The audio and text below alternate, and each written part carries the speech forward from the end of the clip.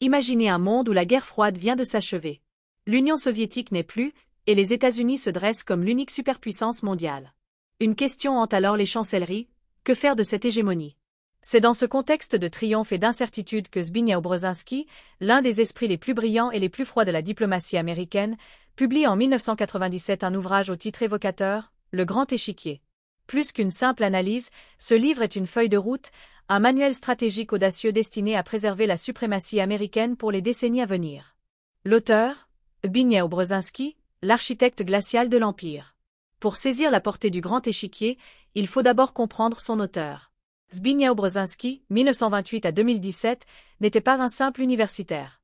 Polonais d'origine, naturalisé américain, il a gardé de sa patrie natale une méfiance viscérale envers l'impérialisme russe. Esprit visionnaire et pragmatique, souvent comparé à son rival Henry Kissinger, il fut le conseiller à la sécurité nationale du président Jimmy Carter. C'est lui qui a murmuré à l'oreille du pouvoir, orchestrant des manœuvres décisives comme la normalisation des relations avec la Chine pour contrer l'URSS ou le soutien aux moudjahidines afghans contre l'invasion soviétique. Brzezinski pensait le monde en termes de rapport de force, avec une clarté dénuée de tout sentimentalisme. Le livre, une partie d'échecs à l'échelle planétaire. La thèse centrale de Brzezinski est aussi simple que percutante. Le monde est un immense échiquier, et la partie décisive pour la domination mondiale se joue sur un seul continent, l'Eurasie. Regroupant l'Europe, l'Asie et le Moyen-Orient, ce supercontinent concentre 75% de la population mondiale, l'essentiel des richesses physiques et les plus grandes puissances après les États-Unis. Pour Brzezinski, la conclusion est limpide. Celui qui contrôle l'Eurasie contrôle le monde. Dès lors, l'objectif stratégique des États-Unis, puissance non eurasienne, est d'empêcher l'émergence d'un rival capable de dominer cet espace vital. Sa stratégie se décline avec une logique implacable, digne d'un grand maître des échecs. Identifier les joueurs et les pivots.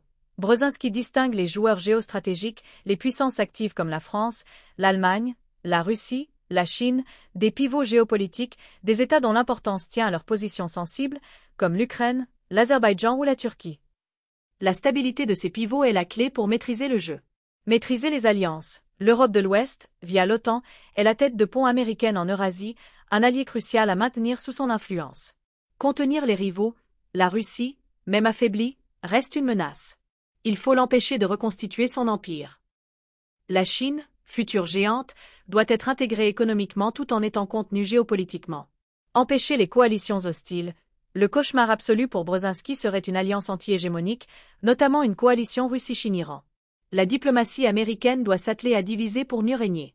Avec un réalisme parfois brutal, il écrit que la gestion de l'Eurasie implique pour l'Amérique de prévenir la collusion et maintenir la dépendance sécuritaire parmi les vassaux, de garder les tributaires dociles et protégés, et d'empêcher les barbares de s'unir. Des analyses prophétiques aux accents troublants. Ce qui rend la lecture du Grand Échiquier si fascinante aujourd'hui, c'est sa dimension prophétique. Bien avant les crises du XXIe siècle, Brzezinski avait identifié les lignes de fracture du monde actuel. Sur l'Ukraine, il la qualifie de pivot géopolitique essentiel. Il écrit noir sur blanc que sans le contrôle de l'Ukraine, la Russie ne peut redevenir une grande puissance impériale. Perdre l'Ukraine, c'est limiter les options géostratégiques de Moscou. Une analyse qui, plus de 20 ans après, éclaire d'une lumière crue le conflit actuel. Sur la Chine, il anticipe sa montée en puissance inexorable et la décrit comme le principal défi à long terme pour la suprématie américaine, prévoyant une rivalité intense en Asie. Sur l'Asie centrale, il surnomme cette région riche en hydrocarbures les Balkans eurasiens, prédisant qu'elle deviendrait un foyer d'instabilité et de compétition entre la Russie, la Chine et les États-Unis.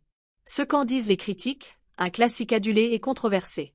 À sa sortie, Le Grand Échiquier a été unanimement salué pour sa rigueur intellectuelle et sa vision stratégique. Il est rapidement devenu une lecture obligatoire dans les écoles de relations internationales et les cercles diplomatiques. Beaucoup admirent sa capacité à fournir une grille de lecture cohérente pour comprendre la politique étrangère américaine post-guerre froide. Cependant, l'ouvrage est loin de faire l'unanimité. Ses détracteurs lui reprochent une vision du monde froide, cynique et empreinte d'une certaine arrogance impériale. Le livre présente l'hégémonie américaine non pas comme une option, mais comme une nécessité pour la stabilité mondiale, ignorant souvent les aspirations des autres peuples. Certains jugent également sa vision datée, arguant que Brzezinski a sous-estimé la montée de nouvelles dynamiques, comme le terrorisme international ou le retour en force des questions culturelles et religieuses. Qu'on adhère à sa vision ou qu'on la rejette, Le Grand Échiquier reste une œuvre fondamentale. Le lire aujourd'hui, C'est se munir d'une clé de lecture indispensable pour décrypter les grands titres de l'actualité, de la guerre en Ukraine à la compétition sino-américaine. C'est plonger dans l'esprit d'un stratège qui a pensé le XXIe siècle avant tout le monde.